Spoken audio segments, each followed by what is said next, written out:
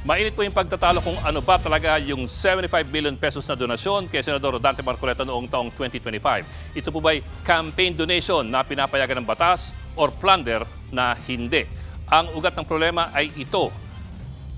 Malaking halaga na binigay ng grupo ni Mike Defensor kay Marcoleta noong Enero 2025 na pinagsama-sama mo, ang total ay 75 million pesos.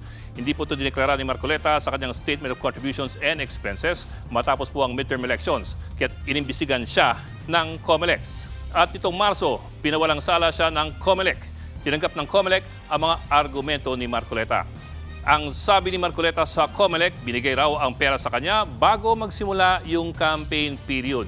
Na totoo naman, January 2025 binigay ang 75 million pesos. Pero Pebrero 2025 pa o isang buwan pa ang simula ng kampanya. At ayon sa Korte Suprema nung kanyang ruling sa Peñera case noong 2009, pag hindi pa nagsisimula ang campaign period, hindi ka pa matuturing na isang kandidato. Kaya po ang argumento ni Marcoleta, ang perang yan ay naging bahagi ng kanyang personal funds at hindi covered ng mga requirements sa pagsumite ng Statement of Contributions and Expenses. Kaya't lusot siya sa COMELEC. Yun lang ang dinahilan niya sa COMELEC, ang naging dahilan para habulin naman siya ng ombudsman. Ayon po sa ombudsman, kung yung 75 billion pesos ay tuturing na personal funds at hindi campaign contribution, hindi ba yan illegal? Pwede bang tumanggap ang isang opisyal ng pamahalaan ng ganyang kalaking halaga at ituring po itong personal funds? At dito po umiikot ang kasong plunder na sinampa ng ombudsman laban kay Marcoleta.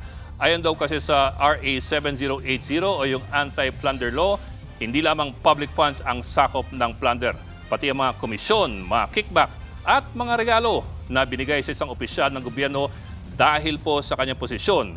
Matuturing na plunder kung abot po ito ng 50 million pesos. At yan po ang tingin ng ombudsman sa binigay na 75 million kay Marcoleta.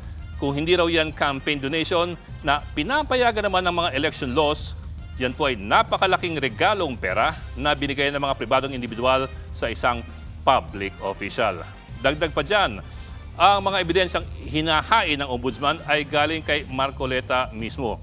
Sa isa pong interview sa Net25 noong November 2025, inamin ni Marcoleta na tumanggap siya ng pera sa mga taong nakiusap na hindi na niya pangalanan. Kalaunan, inamin niya sa COMELEC na ito po ang grupo ni Mike Defensor. Pero hindi lamang po yun.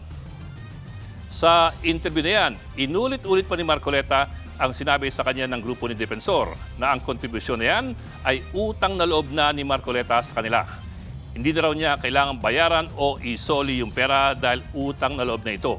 Dagdag konteksto lamang, ang pinakapamosong plunder conviction ay umikot din sa pondong hindi po galing sa kaban ng bayan kundi galing sa mga pribadong tao. Ito po yung plunder case laban kay dating Pangulong Estrada matapos siyang mapatalsik sa pwesto.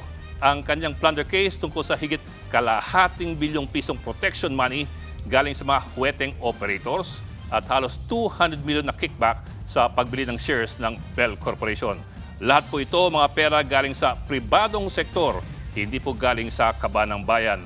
At noong taong 2007, hinatulan siyang guilty ng Sandigan Bayan sa salang plunder. Mga kapatid, Ed Lingaw po, maging maalam at may pakialam sa mga napapanahong balita sa ating bansa.